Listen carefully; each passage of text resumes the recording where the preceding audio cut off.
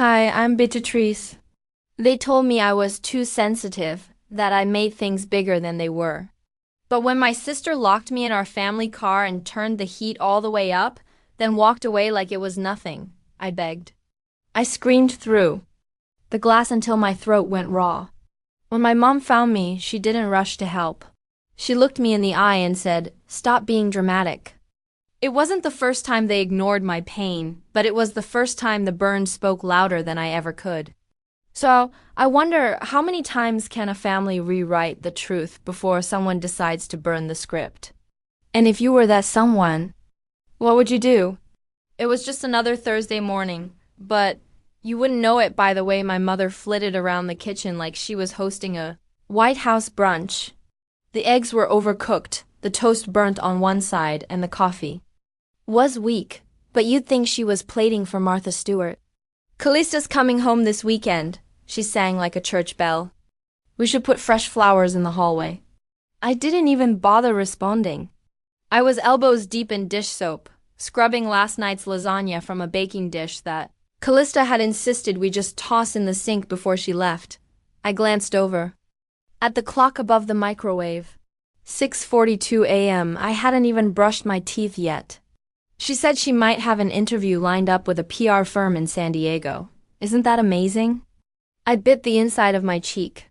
"Great," I murmured, my voice lost beneath the faucet's rush. My mother didn't hear me, or maybe she did and chose not to. Either way, she turned away, humming some old tune as if the day had already gone perfectly. When Callista breezed into the kitchen 30 minutes later, freshly blow-dried hair and a crop top too small for winter, the air shifted. My mother turned from a chef to a fan club president. "There she is," Mom beamed. "Looking like $1,000,000. Callista grinned like she knew it. She always did. "I didn't even wash my face yet." "I wish I had your skin," Mom replied, then turned to me, barely making eye contact. "Bea, would you mind folding the towels upstairs? After I finished cleaning up in here," I said without sarcasm. It didn't matter. By then, she was already walking away, arm looped through Callista's like they were sorority sisters instead of mother and daughter. I dried my hands on a paper towel, staring at the sink full of soap bubbles that had begun to fade. It felt like a metaphor I didn't have the energy to finish. Later that afternoon, Verena invited Mrs. Hanley from next door over for tea.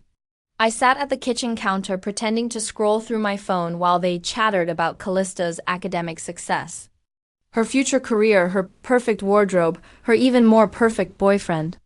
"She's always been such a natural," Mom gushed. "Since she was a baby, really," Mrs. Hanley nodded. "It's rare to see a young woman with such direction." I looked up, trying to interject something, anything. "She left the garage door open last night," I said. Verena shot me a look like I'd just shouted profanity. "Beatrice, that's not necessary. I'm just saying we don't need to air petty complaints," she cut me off, smiling back at Mrs. Hanley like I hadn't even spoken. "Siblings, right?" That was when I felt it. Not just heard it, but felt it. I wasn't real to her unless I was a problem. Callista waltzed in then, holding a bag of takeout she didn't plan to share. "I left the garage open?" she asked, half laughing. "I was just saying," I began. "I mean, it's not like we live in a war zone," she said. "Chill out, Bea," Mrs. Hanley laughed along. Verena changed the subject before I could respond. The rest of the day slipped by in a fog of passive errands and avoided eye contact. I loaded the dishwasher. I vacuumed the rug that didn't look dirty. I helped my dad, Gareth, replace a porch light bulb because he didn't want to climb the ladder himself. "Thanks, kiddo," he said, handing me a soda afterward. "You're good at this stuff." I wanted to tell him that this stuff was the only reason anyone even noticed I existed, but I didn't. Gareth never picked sides. That was his thing. Neutral until the roof caved in. It was near sunset when Verena called out from the porch. "Beatrice, help your sister with the groceries." I rushed out, eager for a chance to contribute something visible. Callista stood by her car, arms folded. "Took you long enough," she muttered, tossing me 2 grocery bags that were clearly overfilled. As I tried to balance them, the paper ripped and cans spilled onto the driveway. "God," Verena hissed from the porch. Can you just stop being dramatic for once? There it was, a knife right through the ribs but sharpened with years of repetition. I picked up the cans in silence, cheeks burning. Callista stepped over one of them and sauntered inside. That night, I didn't bother turning on the lamp in my room. I sat by the window with my journal, pages already half filled with things I'd never say out loud. I tried to write something poetic, but all I could manage was the truth. Asterisk, they don't see me. I could vanish and they'd thank her for the quiet. Asterisk, I didn't cry. Not because it didn't hurt, but because it had hurt for so long, I'd learned how to live beside it. The next morning came like any other. I was setting the table when I heard Callista's phone buzz on the kitchen counter. She was upstairs, probably curling her eyelashes. The screen lit up with a message preview. She still thinks she can outshine me. Cute. Something cold ran through me. Not fear exactly, but the kind of cold that tells you you're done being fooled. I looked up. She was coming down the stairs, smiling. That smile, it wasn't real anymore. It wasn't just sibling rivalry, it was war. I didn't start the engine. I just sat there, hands clenched in my lap, watching the condensation bead on the windshield. The air inside the SUV was stale, carrying traces of spilled soda and fast food wrappers shoved into the side panel. I imagined the headlines, asterisk teen found in family car. Forgotten again. Asterisk maybe they'd mention my name in the second paragraph. Maybe not. The silence was suffocating but familiar. Too familiar. Eventually the cold pushed me back into motion. I stepped out of the car, quietly shut the door, and returned to the house like a ghost, one no one believed in. Upstairs I heard Callista laughing into her phone. That same laugh I used to mimic when we were little, before I learned it was weaponized. I passed by her bedroom. The door cracked open enough to hear her say, she's still mad about the scarf. Like, get over. It's a piece of fabric. And there it was. My birthday had passed 2 weeks earlier. No cake, no candles, no one said anything, not even a quick happy birthday on the fridge whiteboard. I hadn't expected a party. I'd stopped hoping for that years ago. But I did save up for one thing, a silk scarf for Mom, cream with embroidered edges. I wrapped it carefully with a note tucked inside. Asterisk, thanks for always keeping us together. Love, B. Asterisk, she never opened it. That weekend, Callista came home for a brief visit. Sunday morning, I walked into the kitchen and there it was, my scarf, draped over Mom's shoulders. Oh, honey, she said, beaming at Callista. This is so elegant. You always know just what I like. I froze. Callista just smiled and said, only the best for the best. She hadn't even unwrapped it. The note was gone. Later that day, I found the card I wrote crumpled under the sink beside a grocery receipt. Not torn, not stained, just ignored. It wasn't that they forgot. It was that they chose not to see me. That realization hit again the following week during health screening week at school. I handed in my consent form to the nurse like everyone else, but she stopped me with a raised brow. You're not on the active insurance list, she said, flipping through a binder. You sure this is your policy? I frowned. It's the one I've always had. My parents didn't say anything about changes. She shook her head. You'll need to ask them to verify coverage. We can't process you until then. That afternoon I asked Mom about it while she was sorting mail at the kitchen table. Oh, she said, barely glancing up. We had to switch providers. The family plan didn't make sense anymore. You're almost 17. It's not like you need pediatric coverage. Okay, but I still go to school. I need checkups. What if I get sick? She shrugged. Well, you're not a baby. It's time you learned how things work. It wasn't a conversation. It was a transaction I'd already lost. That night we had dinner. As if nothing had happened. Roasted chicken, over-steamed broccoli, and a toast. Of course, for Callista's appearance on the dean's list. To Callie, Verena said, lifting her wine glass. The one who keeps raising the bar. I raised my glass, too, mostly so I didn't have to speak. Guess we'll need to update the insurance again, Gareth chimed in, slicing into his chicken. Since she's covered under the university now. They all nodded, smiled, continued. I sat there blinking at my plate. It wasn't an oversight. It was a decision? After dinner, I stayed behind to clear the table while everyone else migrated to the living room to watch some show Callista insisted on. When the last fork clinked into the dishwasher, I wandered toward the garage. I didn't have a plan.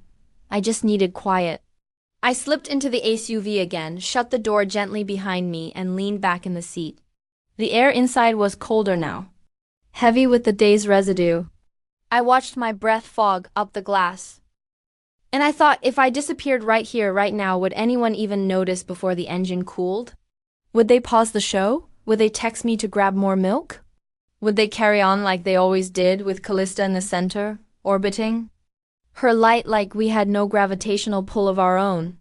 I didn't cry, not because it didn't ache, but because the ache was so familiar it didn't deserve tears anymore. That night, long after the house went quiet, I couldn't sleep. So I went back to my journal, the one I kept hidden in a shoebox under my bed. Asterisk, they think silence is peace. They think forgetting is forgiveness. They think ignoring me is kindness. Because they're not yelling, but silence can kill too. Sometimes slower, sometimes deeper, but it still cuts. Asterisk at school the next day. While waiting outside the nurse's office to sort out my insurance issue, I overheard two students talking nearby. She gave her mom that scarf and the sister took credit. Straight up mean girl behavior. My head jerked up. One of them caught my eye, then looked away quickly. People were watching. They were starting to see, but it wasn't validation I wanted. I wanted acknowledgement. I wanted truth. The kind that couldn't be swept under rugs or whispered into revised versions of events. When I got home that afternoon, the house was quiet. I climbed the stairs past Callista's room. Her door was open. She was lying on her stomach texting. Her phone buzzed again, screen lighting up. I caught a glimpse as I walked by. Don't worry, she get over it. She always does. I kept walking, but I didn't head to my room. I went back to the garage, back to the SUV. This time, I locked the door behind me. I stared at the nurse behind the counter, trying to process what she had just said. Her voice was steady, professional, not unkind, but the words hit like a punch. In the ribs. You don't have a file in the system. Are you sure you're still enrolled under this family? The air in the nurse's office suddenly felt thick. The cheap wall clock ticked behind me, loud and indifferent. I forced a smile. I'll check with them. Maybe it's a computer error. She nodded, already turning to her next file. Happens sometimes. Let me know when you find out. I walked out of the office like I was balancing something fragile on my back. Like one wrong move would crack me open. The hallway buzzed with the usual in-between class noise. Laughter, locker slams, footsteps. Against tile. But it felt muted, like I was watching it all through glass. I didn't go back to class. I needed air. I wandered behind the school building, found a quiet bench near the staff parking lot, and sat down. That's when the memory came. Not slowly, but all at once, like a dam breaking. I was 6. We were outside St. Mary's Church. It was Easter Sunday. I remember the floral dress Mom made me wear, itchy and stiff, with a ribbon I couldn't untie on my own. We were running late, and Callista had forgotten her gloves. I'll just be a minute, Mom said, locking the car doors as she left me in the back seat. Don't mess up your dress. The windows were cracked, not enough. I remember kicking my legs, back and forth, then curling them under me. The sun was warm, then hot, then too much. When I woke up, I was in a hospital bed, 4 in my arm, an oxygen clip on my finger. I couldn't breathe right. My skin itchy like it was trying to crawl away. From me, Verena stood over me, brushing my bangs from my face. She must have eaten something bad, she said to the nurse. Her stomach was off all morning. The nurse nodded, made a note. I couldn't find the strength to speak. Until this moment, I had never questioned that story. But now, sitting in the shadow of a school building, I could feel the heat again. Oppressive. Choking, crawling into every cell of my memory.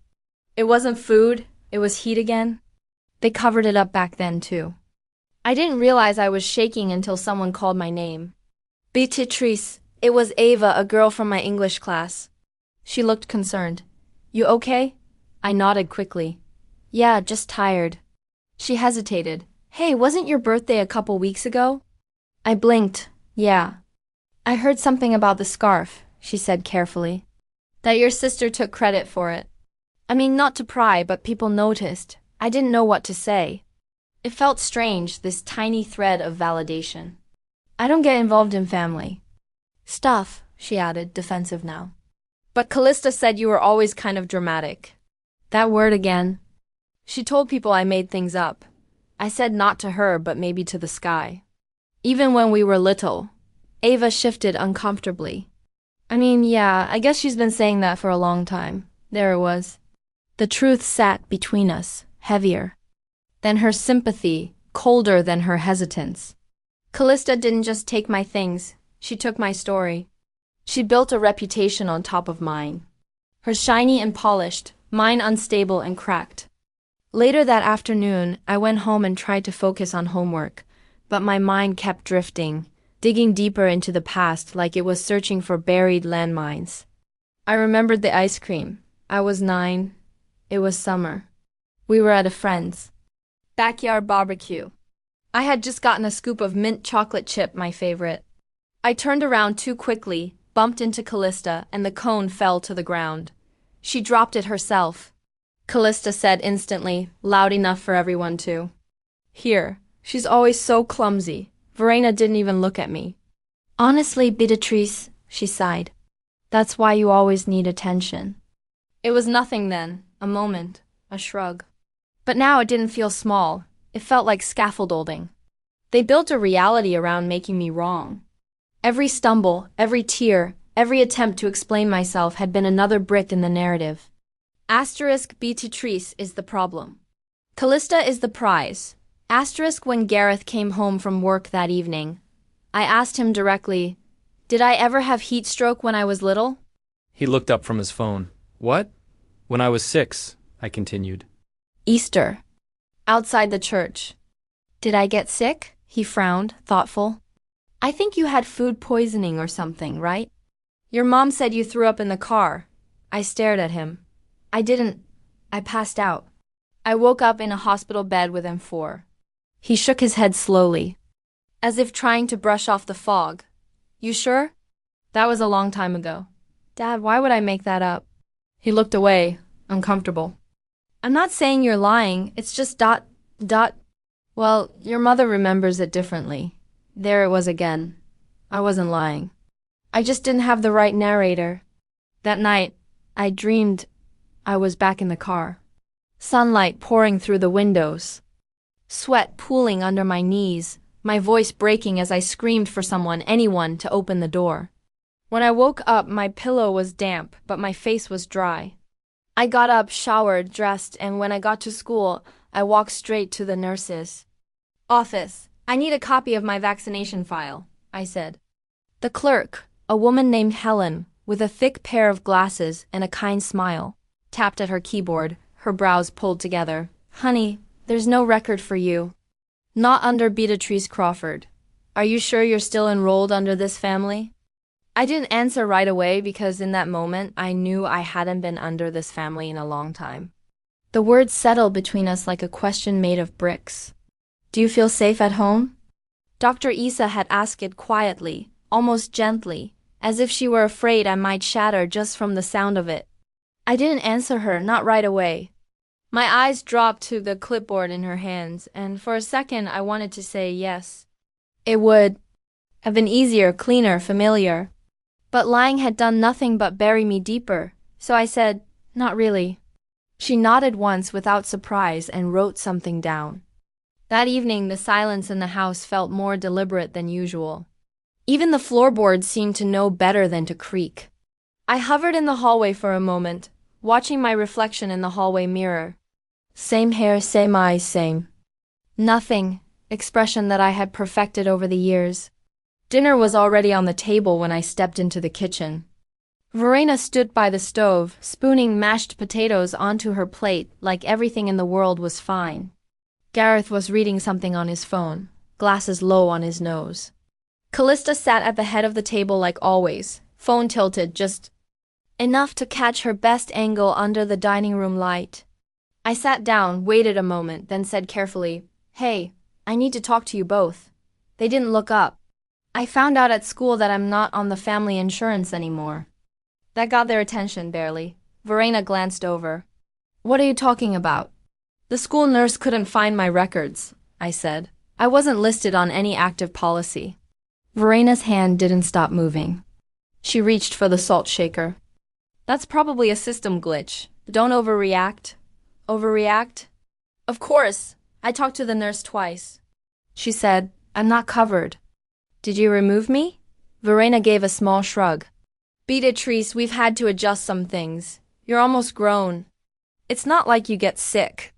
Gareth cleared his throat like he was going to add something, but thought better of it and went back to chewing. "And you didn't think I needed to know?" "I didn't think you'd notice," she said. "Matter of fact, it's not like you participate in family planning discussions." Callista chuckled under her breath. That was when something inside me snapped, but not the way it had before.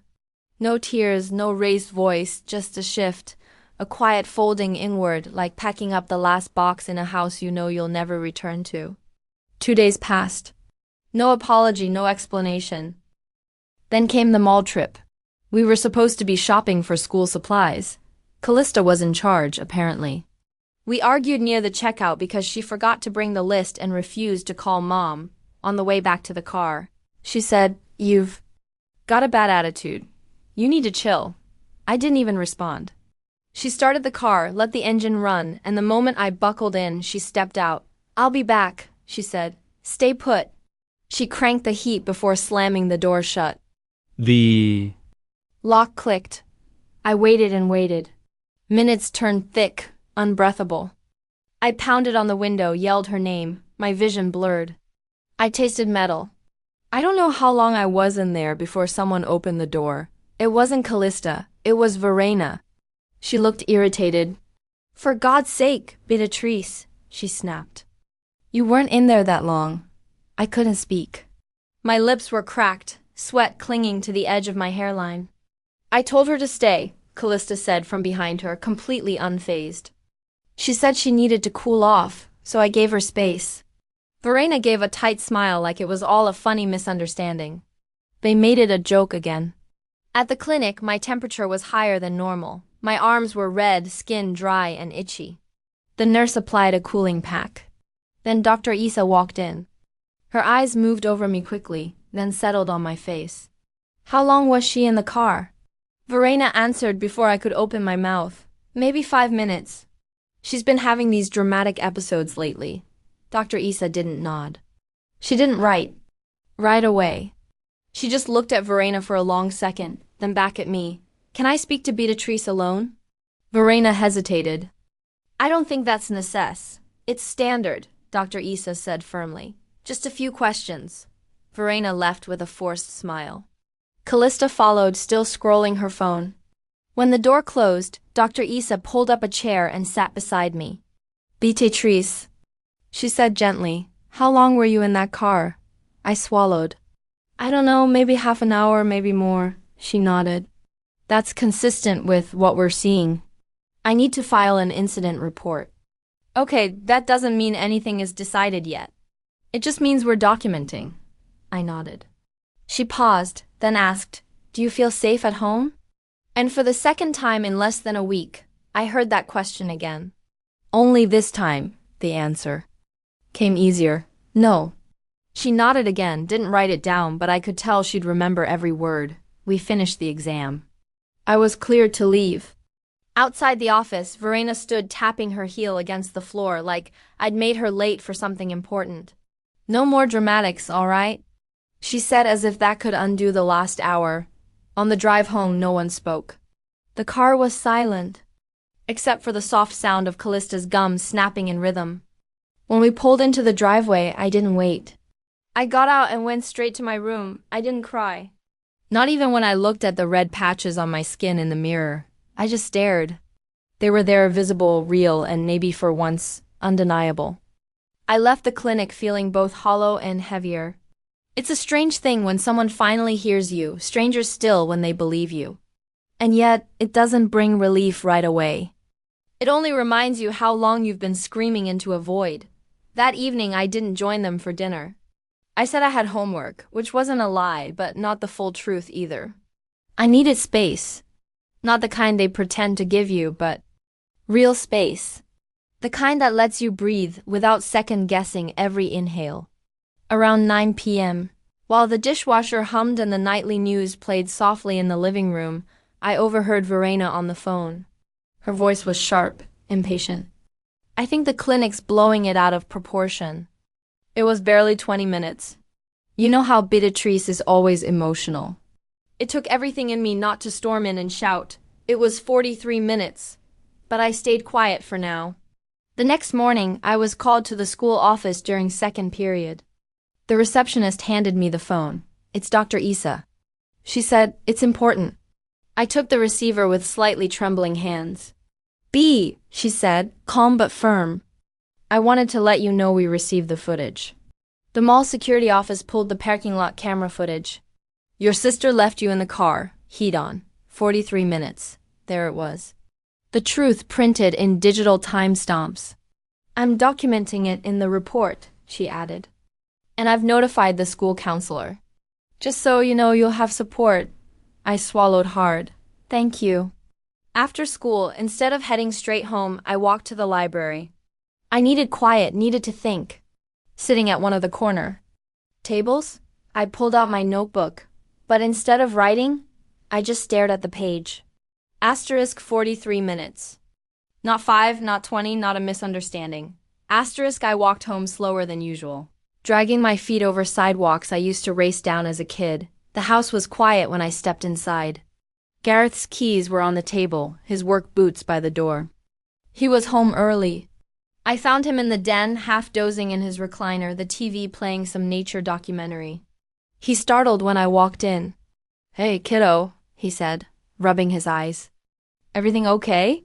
I didn't answer that, not directly. Can I ask you something? Sure.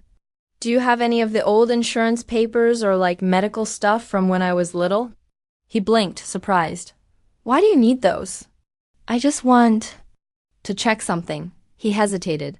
They'd probably be in the filing cabinet in my closet. I nodded. Mind if I look? He shrugged. Help yourself. His closet smelled like old aftershave and cedar blocks. I found the cabinet buried under some sweaters and a forgotten tennis racket. Most of the files were organized, but the bottom drawer was Messier. Bills, receipts, birthday cards, that's where I found it. A yellow envelope, unsealed. Inside was a folded letter written on lined notebook paper. The handwriting was familiar. I shouldn't have read it, but I did. Asterisk Beatrice, I failed you. The day I believed her over you, and every day since. I saw it, even then, the way she twisted things, the way your mother always defended her, but I said nothing. I thought silence was safer than conflict. I didn't know how to fix it, so I'm sorry. Asterisk, it wasn't dated. It wasn't signed, but it was real. I stood in that closet for what felt like forever, reading and rereading every line. I couldn't tell if it made things better or worse. He knew. He had known. And still, he sat at that table every night and let them talk over me. I folded the letter and put it back in the envelope. Then I went to my room and waited. Dinner that night was spaghetti and tension. Callista was scrolling her phone between bites. Verena poured herself a second glass of wine. Gareth, as usual, said little. Halfway through the meal, I cleared my throat.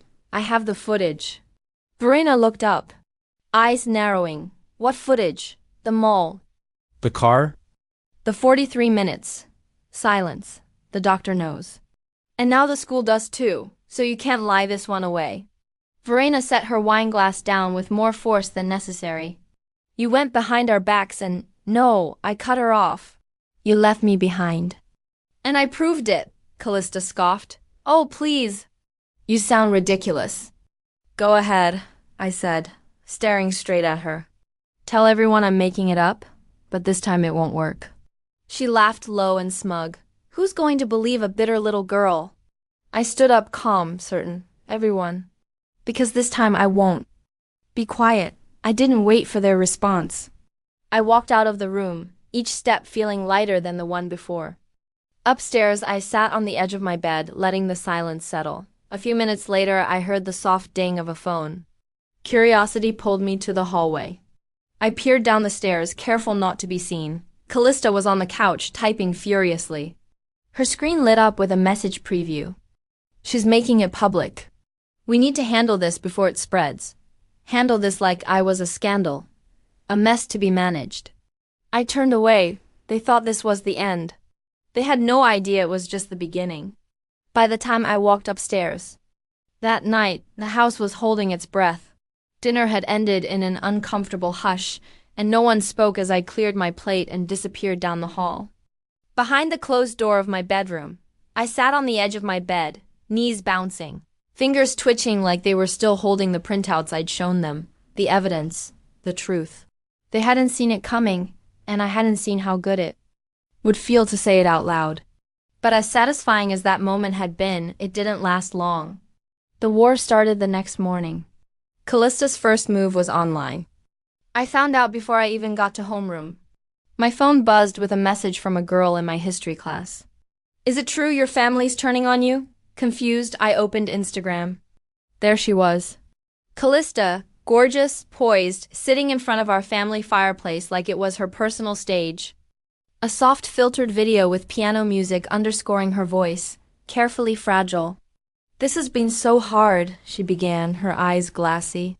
My family is falling apart, and there are people saying awful things about me, about my mom. All I can say is, please be kind, especially to those who are hurting. A vague post, no names, but every word hit its mark.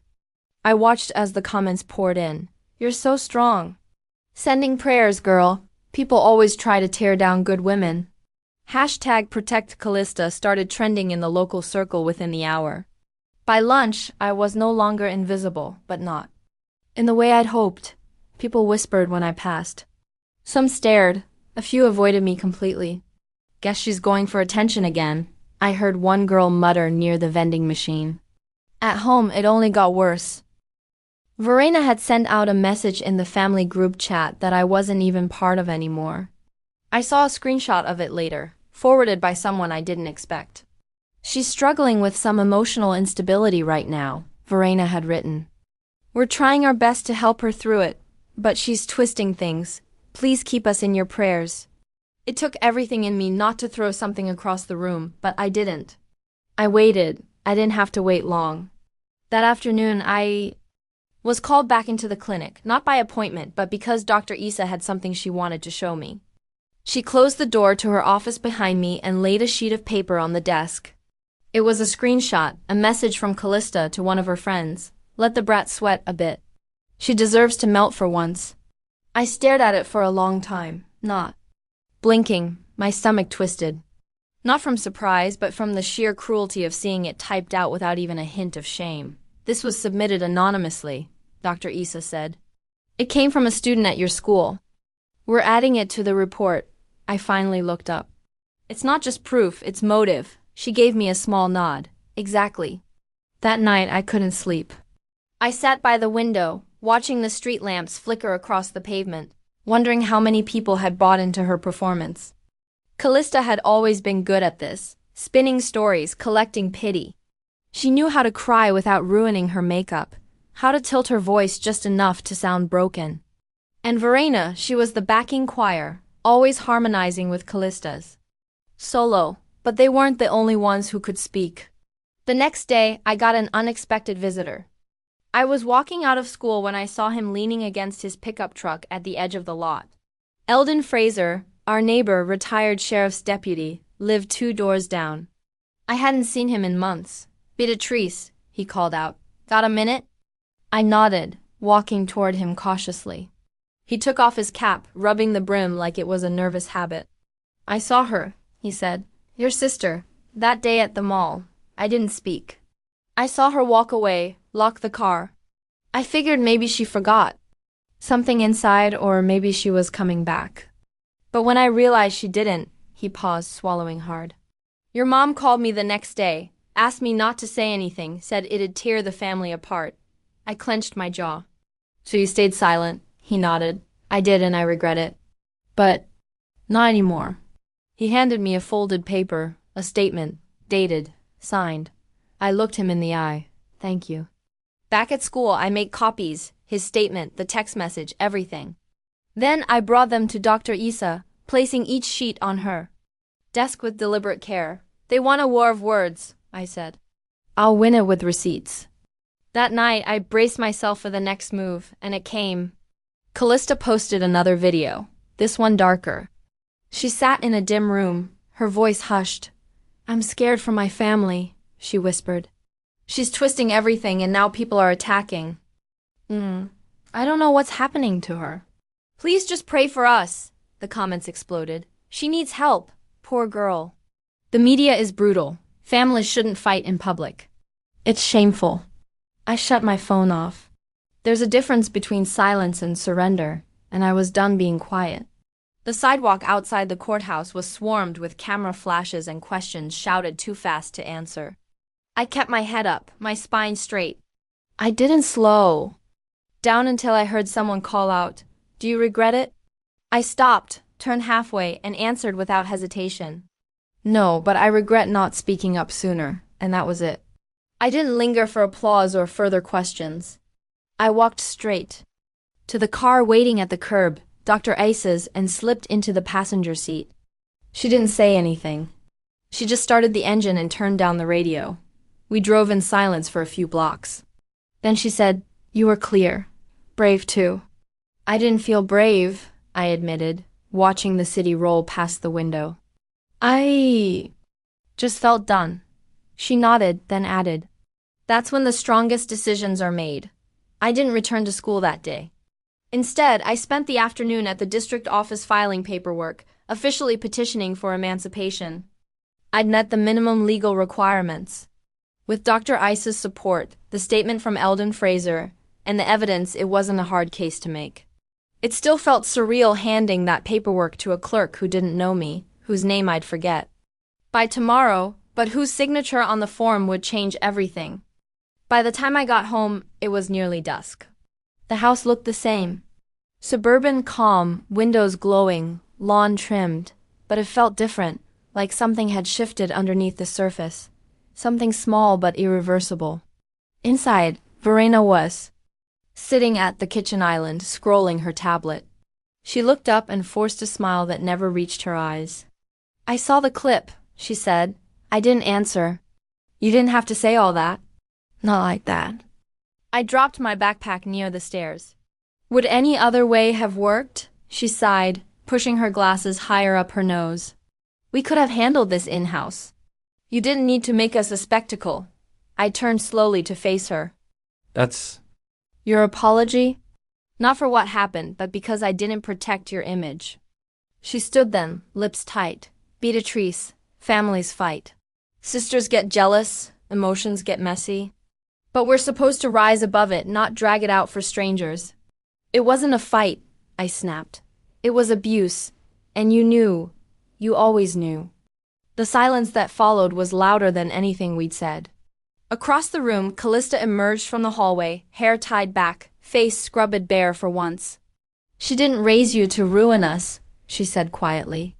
"But I guess we underestimated how vindictive you could be." I laughed. Not because it was funny, but because it was so absurd. "Vindictive?" I asked. "You locked me in a car. You called me a brat and said I deserved to melt. And now you want sympathy because I dared to tell the truth." Her jaw tightened. I was angry. "You tried to get me in trouble with Mom, with Andy, with everyone." "Andy dumped you," I said flatly. "Because he saw through you, just like everyone else is starting to." Her eyes narrowed. "I swear if you think this is over," but I was already walking away. That night, the world did the one thing I never expected. It turned. It started with a leak. An anonymous account posted a screen-recorded video footage from Callista's cloud storage.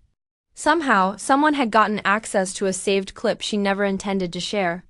In the video, she sat on her bed laughing with her friend over FaceTime. "She tried to get me in trouble for Andy," she said. "Let her cook. Maybe that'll teach her." Just those few seconds, enough to destroy the narrative she'd worked so hard to build. The video spread like wildfire. Students shared it. Local news stations picked it up. Even people who had once defended her now sent me private messages apologizing, asking if I was okay. And for the first time, I didn't feel alone. Verena tried to salvage what was left. She released a statement typed in the Notes app, screenshotted and shared on her Facebook. As a mother, my heart is broken. I tried to protect both my daughters, but mistakes were made. I asked for privacy as we try to heal. It read like it came from a PR firm, not a parent. The kind of apology that wasn't for me but for her reputation. Later that night, she knocked on my door. I meant what I said, she told me. I know, I replied. That's what makes it worse. Callista, for her part, went silent, deleted her social media, stopped answering texts. She vanished in the most public way possible. Gareth didn't say anything. But one morning, his closet was half empty, his boots were gone. The photo of our family from the hallway wall taken down. No one mentioned it. Dr. Isa connected me with a social worker named Patricia. Warm, calm, patient. She explained the emancipation process clearly, without judgment. You've done most of the hard work already, she said. Now, we just finished the paperwork. It was happening fast. I didn't tell anyone at home. I didn't need to. They'd feel it soon enough. The morning of the court hearing, I woke up early, packed a small bag, and walked past the kitchen without saying goodbye. Verena looked up from her coffee. Callista didn't even raise her head. It felt like a funeral for a version of me they had built, then blamed. Outside the courthouse, the reporters were already gathered. I didn't flinch this time. I walked straight. Through them, Patricia at my side, and when someone yelled, "Do you regret it?" I gave them the only answer that ever mattered. No, but I regret not speaking up sooner. And that was the truth, not polished, not pretty, just mine. The words I'd just spoken still echoed in my ears as I stepped off the courthouse steps. No, but I regret not speaking up sooner. They didn't feel like victory. They felt like oxygen. Like the first clean breath after being underwater far too long. Dr. Isa was waiting by the curb, her posture steady and composed. I climbed into the back seat of her car without speaking, and she pulled away in silence. Only once we turned a few corners did she glance at me in the rearview mirror. You okay? She asked. I don't know, I replied honestly. She didn't press. Further, we drove directly to the courtroom where the trial was being held. No delays, no time for reflection. The entire morning had been structured tightly. Security waited at the doors, and though the courtroom was half empty, it felt fuller than I could handle. Callista sat across from me, not quite meeting my gaze. Her lawyer shuffled papers, whispered things in her ear that she didn't appear to hear. Verena sat behind her, lips pressed so tightly together they'd nearly disappeared. Gareth didn't show. It didn't surprise me. The trial itself was quiet. No theatrics. Just evidence and statements. I went first. My voice didn't shake. Even though my palms were damp, I told the story from beginning to end, just like I had for the reports. I didn't add drama. I didn't need to. Next came Dr. Isa, then Eldon Fraser. His words were calm but direct, confirming what everyone already suspected, but had needed someone else, someone objective, to say out loud. Then came the exhibits. The footage, the screenshot, the video clip Callista never meant to be seen. She tried to get me in trouble for Andy, let her cook. Maybe that'll teach her. The court fell quiet after that. When the judge read the verdict, Callista didn't move, didn't blink, just stared ahead like the words weren't about her. Her lawyer placed a hand on her shoulder when it was over, but she didn't react. Guilty, endangerment, intent to harm a minor. 7 years. It wasn't a harsh sentence, but it was a sentence. And for Callista, it wasn't the courtroom that truly punished her, it was the coverage. The next morning, the headline ran in bold across every local news site. Perfect daughter sentenced. Family abuse comes to light in Temecula court. Her former classmates reposted it with captions ranging from sarcastic disbelief to outright rage. A few girls she used to call charity cases now cheered her downfall. Verena tried to save face as always. She issued a statement on social media poorly disguised as heartfelt. My family is going through an unimaginable time. I ask that everyone show compassion as we heal. Please do not direct hate at my daughter. We all make mistakes in life. Compassion. She wanted compassion. But when I'd begged for a voice, she called me dramatic, and Gareth, he didn't issue a statement at all. He didn't even come home. When I walked in a day later to pick up the last of my things, his boots were gone, the hooks by the door empty, his closet half cleared. I climbed the stairs slowly, room by room, collecting what little belonged to me. Most of it was just clothes. And a few old books. I didn't pack photos. I didn't want the weight. As I stepped into the hallway, something strange happened. The large family photo that hung above the stairs, Callista in her graduation cap, Verena and Gareth beaming, me, off to the side fell. It didn't slide, it dropped. Glass shattered across the tile below. Verena heard it. She rushed out from the kitchen, startled. What happened? I stared at the frame. I didn't answer. I didn't pick it up. I didn't even flinch. Beatrice, she said. Still, I said nothing. I just stepped over the shards and walked past her. She didn't follow me. Outside, the air was crisp, the kind that makes your lungs sting a little in the best way. A car pulled up. It was Patricia, my social worker. She smiled softly and opened the passenger door. You ready? She asked. I nodded. We drove straight to the press conference arranged by the local advocacy center. I hadn't wanted to speak at first, but when they offered the platform after everything, I knew I needed to. I stood at the podium, flashbulbs popping, the hum of microphones surrounding. My name is Beatrice Crawford, I began. And for years I was silent. Not because I didn't know how to speak, but because every time I tried, I was taught not to. I paused. But truth doesn't wait for permission. It builds, and one day it becomes too loud to ignore. I looked out at the crowd.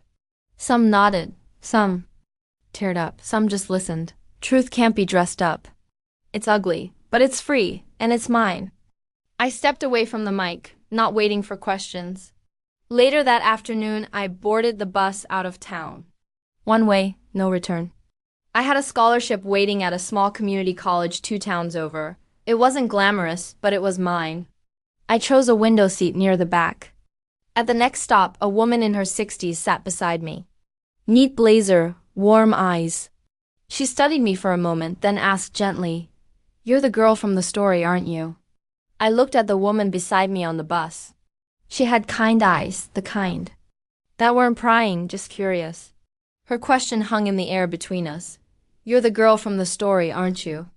I smiled softly, pulled my backpack onto my lap, and said, Not anymore. We didn't speak again for the rest of the ride. She stared out the window. I watched the back of the seat in front of me. Somehow, silence felt like the right answer to everything lately. When we pulled into the next station, I thanked her politely and got off. The sky was bruised with the first strokes of sunset, and the air carried the scent of something baking from a nearby bakery. It was my first full week in the new town. The transitional housing unit was tucked behind a community center, not glamorous, but safe. Each person got a room the size of a college dorm, a shared kitchen, and access to caseworkers.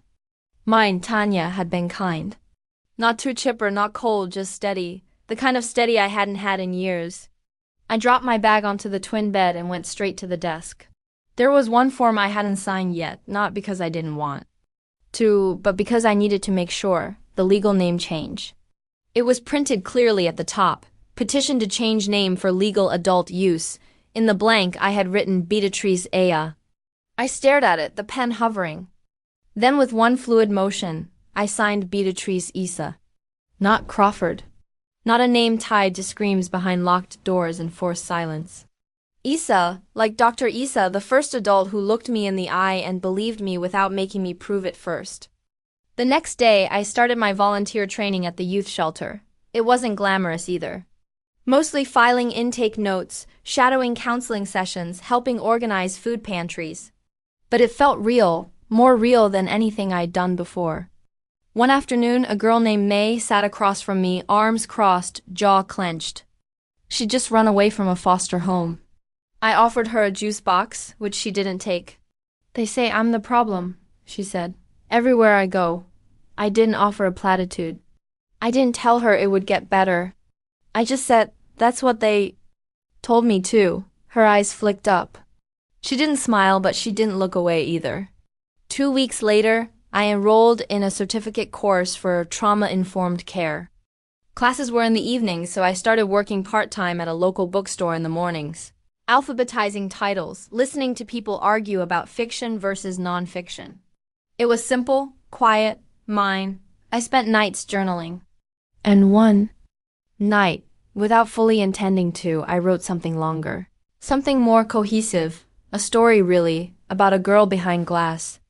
Watching, waiting, surviving. I called it The Girl Behind the Glass. I submitted it anonymously to a blog that published first-person essays from trauma survivors.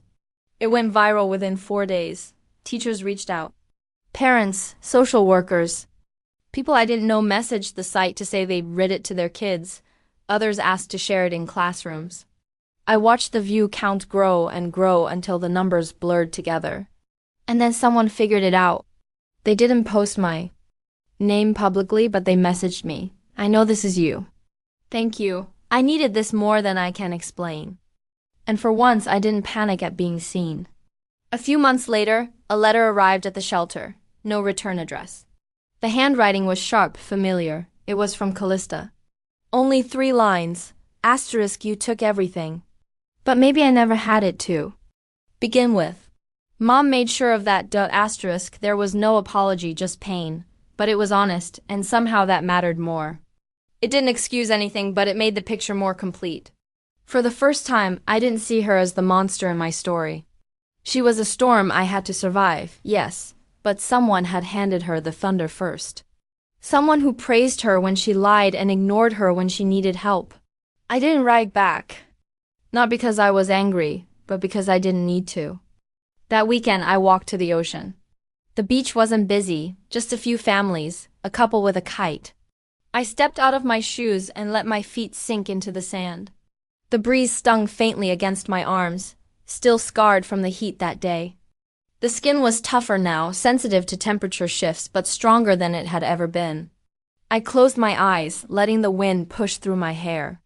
The past can't be unwritten, but I can write what comes next.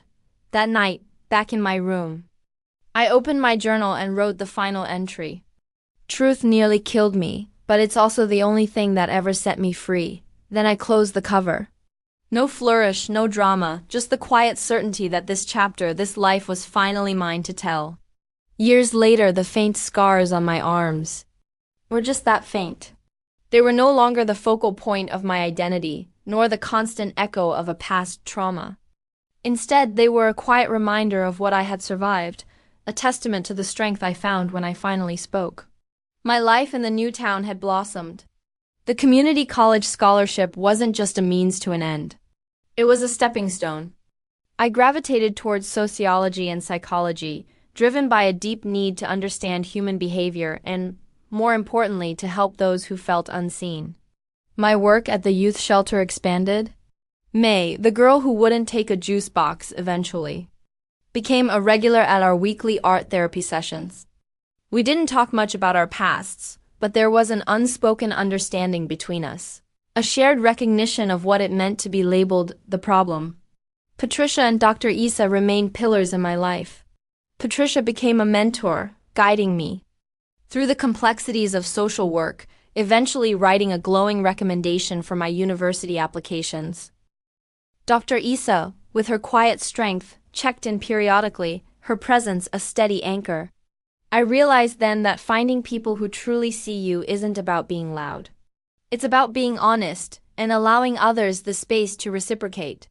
My essay, The Girl Behind the Glass, continued its quiet journey through the internet. Sometimes I'd receive messages from strangers, parents struggling with difficult family dynamics, young adults who recognized themselves in my words, or even siblings asking for advice on navigating toxic relationships. I wasn't an expert, but I was a survivor, and that seemed to be enough. I started a small online community, a safe space where stories could be shared, not for pity but for connection and healing. As for my biological family, time carved its own path. Callista completed her sentence. I heard through indirect channels that she was living a quiet life, working a mundane job, and largely disconnected from her old social circle. The public spotlight she once craved had burned her, ironically, just as the heat of that car had once burned me. There was no grand reunion, no tearful reconciliation. The letter she sent was the last direct contact we had.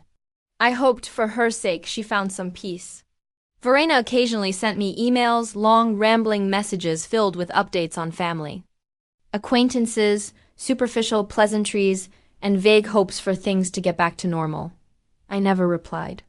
The woman who once called my pain dramatic was still protecting an image, not seeking a relationship.